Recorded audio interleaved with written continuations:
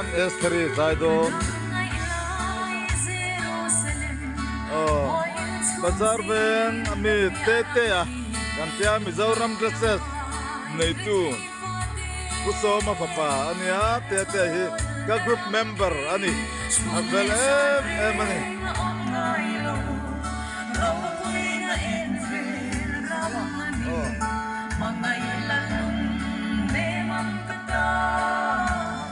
Buat sairami Oh kapui moy Mga ilong tu Kinarap tu Bita pulo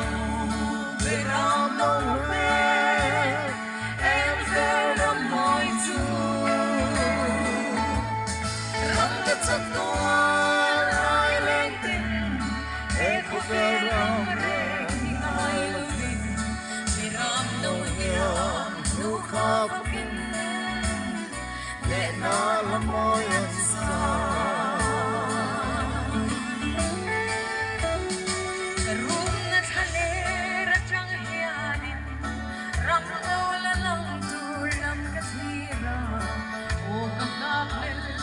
Kapoy mo yan Katsenre Huntur tu Katamay Kaya takunin Beram no bilang luka fakin Idang lampan Nung kitangin Nenakakasaan O kukuy moy Mga ilong tu Kinaram tu Bitang pulo Beram no mer Em vera moy tu Tetap tuan ay letin Eko verang rin Ingay lagin Niram noniam Luka pakin Lenala mo yan sa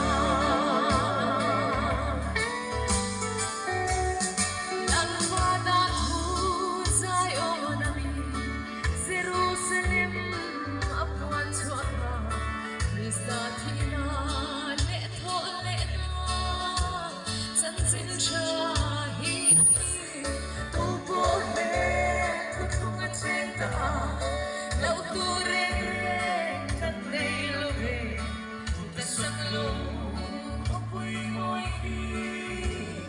Tentang siamani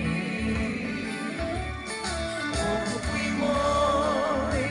moy Mga ilong du Kinarap tu Itang pulo Beram nong her Em beram moy tu Rangkat sa tuan Ay lengten Eko beram ren Ay labing Niram noniam Luka fakin Nenala mo yan sa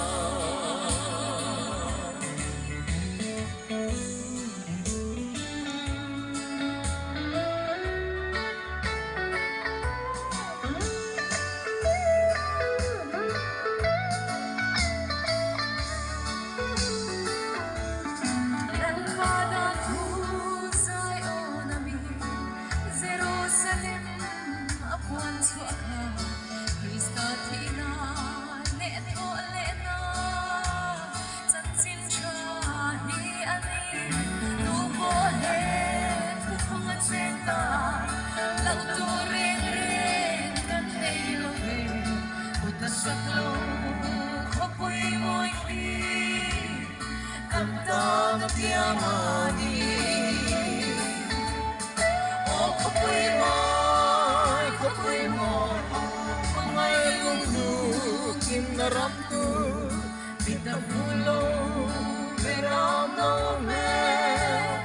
Em vera moy tu Rangkat sa tuan ay lengken Eko beram ren Ingay lagin Niram no Luka fakin Nenala mo yan sa Niram no la moi ang sa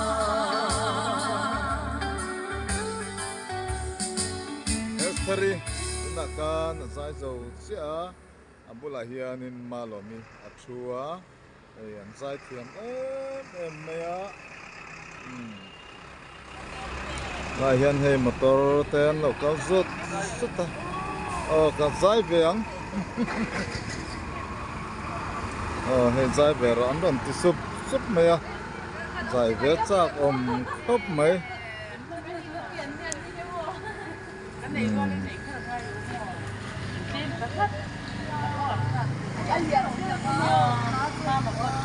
hey nuremin soya te somani hi he a kan veng te hian fel zia hi